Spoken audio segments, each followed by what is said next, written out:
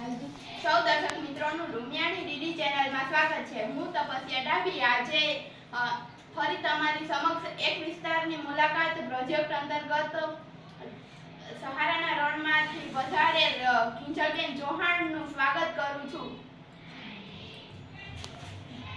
આવો આવો કિંજલબેન, નમસ્તે। બેસો। તો કિંજલબેન, તમે સહારાના રણમાંથી આવો છો ખરું? હા ખરું, હું સહારાના રણમાંથી આવું છું। તો કિંજલબેન, સહારાના રણ વિશે અમારા દર્શક મિત્રોને થોડી માહિતી આપો। સહારાનું રણ વિશ્વનું સૌથી મોટું રણ છે, તે આફ્રિકા ખંડમાં આવેલું છે, જે ઘણું વિશાળ છે। તો કિંજલબેન, સહારાના રણમાં કેવી કેવી વનસ્પતિઓ ઉગે છે?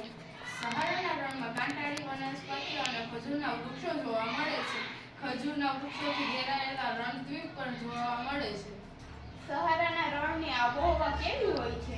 સહારાના રણની આબોહવા ગરમ અને શુષ્ક હોય છે, વરસાદ ખૂબ ઓછો પડે છે। તો કિંજલબેન, સહારાના રણનું વાતાવરણ કેવું હોય છે?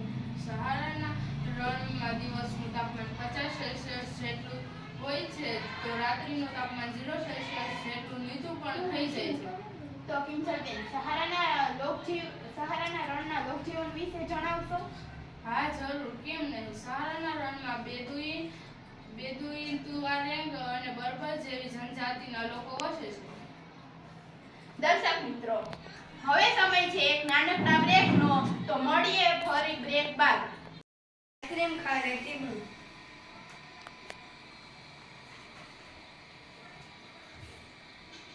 मेरे दांत में दर्द हो रहा है। दांतों में दर्द हो रहा है? हाँ।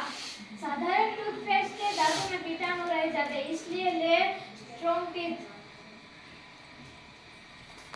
स्ट्रॉन्ग टीथ ये दांतों को रखता है सफेद और कीटाणु हटा देता है। તો આ બ્રેક પૂરો થઈ ગયો છે। હવે આપણે કિંજલબેન સાથે ફરી વાતચીત જારી રાખીએ। તો કિંજલબેન, આપણે સહારાના રણના લોકજીવન વિશે વાતો કરી હતી, તો આ જનજાતિઓ કેવા કેવા પ્રાણીઓ પાળે છે? તે જનજાતિઓ ઘેટાપોતરા અને ઊંટ જેવા પ્રાણીઓ પાળે છે।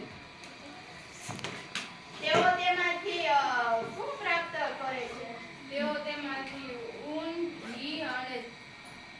દૂધ અને ચામડું પ્રાપ્ત કરે છે, જેમાંથી તેઓ જીવન જરૂરિયાતની વસ્તુ જેવી કે જાજમ, કપડાં અને ગરમ ધાબળા બનાવે છે। તો કિંજલબેન, સહારાના રણમાં ક્યાં ક્યાં ખનિજો મળે છે? સહારાના રણમાં ખનિજ તેલ મળે છે।